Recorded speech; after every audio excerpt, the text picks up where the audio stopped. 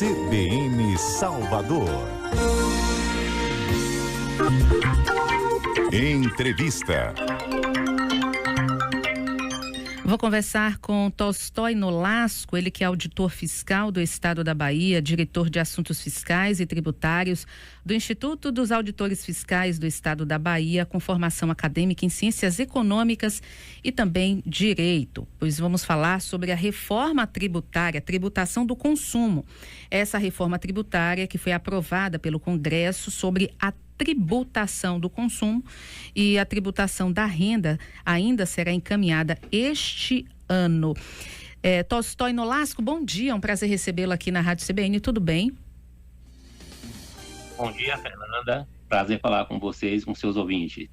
Tolstói, quais são os principais objetivos dessa reforma tributária do consumo? Bem, o principal objetivo dessa reforma é, em verdade, trazer para o país, para o Brasil, a competitividade que o Brasil perdeu em função de um sistema tributário que se tornou ultrapassado por ser regressivo, por onerar demasiadamente a produção e por encarecer os produtos na competição internacional. Então, esse é o principal objetivo a nível de país nas suas relações com os outros países do mundo.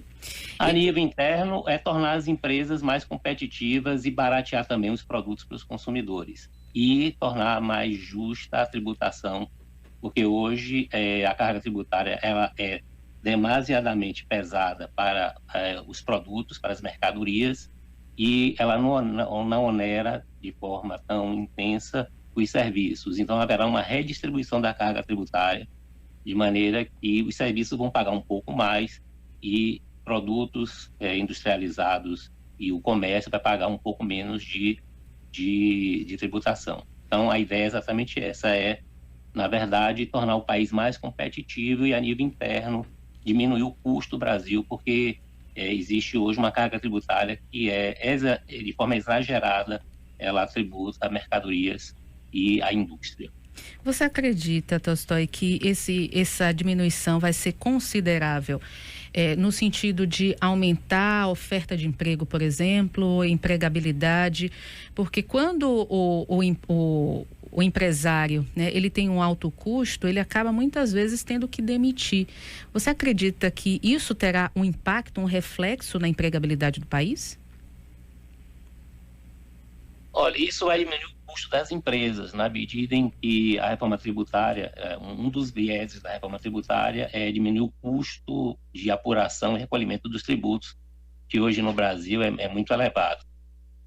Comparativamente com os países mais desenvolvidos, o Brasil hoje, as empresas têm um custo muito grande para apurar e recolher os tributos. Então, às vezes se fala que o setor fiscal e contábil da empresa ela emprega muito, mas é um custo elevado para a empresa, porque grande parte dessa atividade deveria estar na produção e não na parte burocrática. Então, em relação a esse aspecto, sim.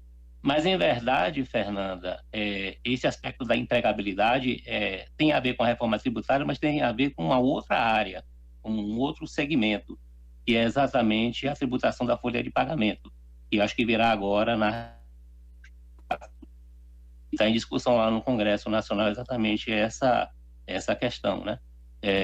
Vocês estão acompanhando aí a questão da desoneração da folha de pagamento para 17 setores. Em verdade, a reforma tributária nós temos que caminhar para desonerar toda a tributação da folha de pagamentos, as empresas que são mais intensivas em contratação de mão de obra e, portanto, diminuir a tributação sobre esse segmento e aumentar a tributação das empresas que são mais intensivas em capital. Então, esse é um aspecto que precisa ser resolvido, mas não na tributação do consumo. A tributação do consumo de forma indireta, sim, porque você reduz o custo de apuração e pagamento e, consequentemente, você desloca uma parte da mão de obra hoje empregada para atividade produtiva, né? Então, sai dessa parte burocrática, porque com a simplificação você reduz, de fato, o custo das empresas. Sobre esse aspecto, sim. Agora, quais são os tributos que estão sendo extintos e quais são os novos tributos? Bem, são 5 os tributos que estão sendo extintos. 3 tributos federais, o IPI, o Imposto sobre Produtos Industrializados, e as contribuições PIS/COFINS, cuja destinação principal é o financiamento da Previdência Social. A nível estadual, será extinto o ICMS e a nível municipal, o ISS. A extinção desses tributos não se dará de forma imediata, ela vai ser gradual. Nós teremos uma transição aí de 10 anos, começando em 2026. Nesse intervalo entre 2024 e 2026, o Congresso vai aprovar as leis complementares e vão instituir os novos tributos, que será a CBS, a Contribuição sobre Bens e Serviços Federal, e o IBS, que será o Imposto Compartilhado entre Estados e Municípios. O IBS é o Imposto sobre Bens e Serviços. Ambos os tributos terão a mesma lei complementar e serão regulados, portanto, por uma legislação única, o que já simplifica bastante. E hoje nós temos os estados legislando sobre ICMS, são 27 estados regulando sobre ICMS, 5.600 municípios legislando sobre ISS e a União legislando sobre IPI e PIS/COFINS. Então, tudo isso é eliminado, cria-se apenas 2 tributos, o IBS e a CBS, com uma legislação única, né? E, junto com esses 2 tributos, que eu mencionei anteriormente, vai ser instituído também um tributo chamado Imposto Seletivo, que foi apelidado de Imposto do Pecado, que vai tributar as operações que causem malefícios à saúde e ao meio ambiente. Esse é um imposto de natureza extrafiscal, portanto, com o objetivo de desestimular o consumo dessas mercadorias e desses serviços que causem malefícios à saúde e ao meio ambiente, e cuja arrecadação vai ser direcionada para a União, e haverá distribuição de parte dessa arrecadação para estados e municípios. Em torno de 60% da arrecadação desse novo tributo vai para estados e municípios. Em Minas Gerais, a reforma vai nessa vertente. Tem aqui uma pergunta do Sim, ouvinte Matheus. Ele pergunta o seguinte: se a reforma tributária vai aumentar os preços dos produtos e dos serviços? Obrigado, Matheus, pela pergunta. Como eu havia citado anteriormente, haverá, na verdade, aí uma realocação da tributação. Vai se onerar mais a parte de serviços.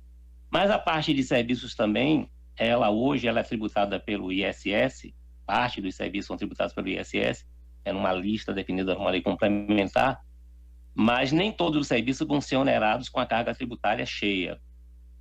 Haverá redução para alguns serviços, isso está previsto na própria emenda 132. Os serviços de educação, saúde e transporte coletivo, por exemplo, eles vão ser onerados com 60%, com 40% da carga tributária. Haverá uma redução de 60% da alíquota definida para a CBS e para o IBS. Então, em verdade, não vai haver um aumento considerável da carga tributária, é o que se estima, com o tratamento diferenciado para esses serviços que têm maior impacto social, como educação, saúde e transporte coletivo. Isso já está previsto na própria emenda constitucional e, portanto, a expectativa, com a aprovação das leis complementares, é que esses benefícios serão mantidos, até porque eles estão constitucionalizados. Você falou a respeito da extinção do IPI. Com a extinção do IPI, vai haver a diminuição no valor, por exemplo, na compra de veículos e eletrodomésticos da linha branca, ou há algum imposto que vai incidir também nesses produtos? Esses produtos passarão a ser onerados pelos novos, pela CBS e pelo IBS, a CBS federal e o IBS estadual municipal. Estima-se uma alíquota, depois de se fazer a avaliação das exceções que foram aprovadas pelo Congresso Nacional em relação aos benefícios das atividades que terão tratamento favorecido, a exemplo, como citei, saúde, educação, de que a carga tributária vai ficar em torno de 27,5%. Então, esses produtos vão ser tributados, esses produtos serão tributados por esses novos impostos. Hoje o IPI dá um tratamento diferenciado exatamente em função de questões sazonais. Por exemplo, se quer se estimular o consumo da linha branca, então se reduz o imposto. E aí produto chega mais barato para o consumidor. A ideia na reforma tributária é acabar com esses benefícios periódicos e se estabelecer um tratamento uniforme para todas as mercadorias e serviços, à exceção daquelas atividades, daqueles setores que foram ressalvados na Constituição. Porque, em verdade, esses benefícios eles acabam atingindo a todos, né? Ricos e pobres. A ideia é exatamente se estabelecer um mecanismo na qual você faça uma maior justiça tributária e está se instituindo um mecanismo de devolução parcial ou total dos tributos, vai depender do que for depender da lei complementar, através do cashback. Então, as pessoas que têm um nível de renda mais baixo, as pessoas, por exemplo, que estão no Bolsa Família, elas vão ter a devolução do imposto recolhido em relação a essas operações. As pessoas mais ricas, as pessoas de maior poder aquisitivo vão pagar e não vão ter esse benefício. Como é que vai ser esse então, cashback do imposto? Daria para você repetir, Fernanda? Como é que vai ser esse cashback do imposto? Como é que ele vai funcionar? Esse cashback, em verdade, ele já existe hoje. Por exemplo, no estado do Rio Grande do Sul, existe lá um programa chamado Devolve ICMS, na qual parte do ICMS que é recolhido é devolvido às pessoas que são cadastradas lá pelo sistema da Secretaria da Fazenda do Rio Grande do Sul, e eles recebem em devolução um valor que pode variar de R$100 a R$400 por ano, em 4 parcelas, e isso retorna para as pessoas, consequentemente as pessoas de baixa renda, e aumenta o nível de consumo dessas pessoas. Eu acredito que o cashback, isso vai ser definido na lei complementar, vai seguir mais ou menos esse mecanismo.